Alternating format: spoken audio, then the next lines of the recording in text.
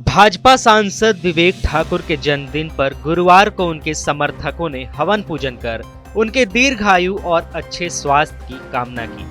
कार्यक्रम में भाजपा नेता सौरभ कुमार, डॉक्टर हर्षवर्धन और कई कार्यकर्ता मौजूद रहे। इस मौके पर सौरभ कुमार ने कहा कि विवेक ठाकुर ऐसा नाम है जो विचारधारा, व्यवहारिकता और जनता के प्रति जवाबदेही, इन तीनों का संतुलन बनाकर चलते हैं।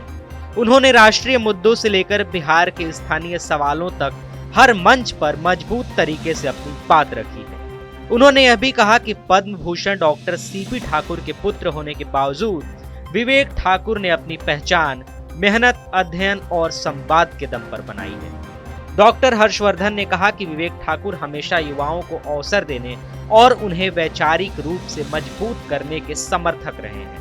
इसी वजह से वे आज की युवा पीढ़ी के लिए प्रेरणा बन चुके हैं। कुछ दिनों से बिहार की राजनीति में एक और चर्चा चल रही है।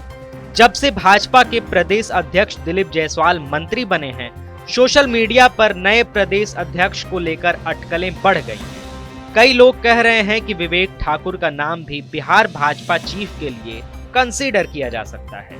वर्तमान में विवेक ठाकुर नवादा लोकसभा से सांसद हैं और भूमिहार समाज के बड़े चेहरे माने जाते हैं। उनके पिता सीपी ठाकुर भाजपा के स्टेट प्रेसिडेंट और केंद्र में मंत्री रह चुके हैं। नीतीश कुमार की एक नई कैबिनेट में इस समय 2 भूमिहार मंत्री हैं। एनडीए में कुल 202 विधायकों में 22 भूमिहार विधायक हैं। इसलिए शुरू में माना जा रहा था कि 3 या 4 भूमिहार मंत्री बन सकते हैं। दूसरी तरफ 32 विधायकों वाली राजपूत जाति को 4 मंत्री पद मिले हैं।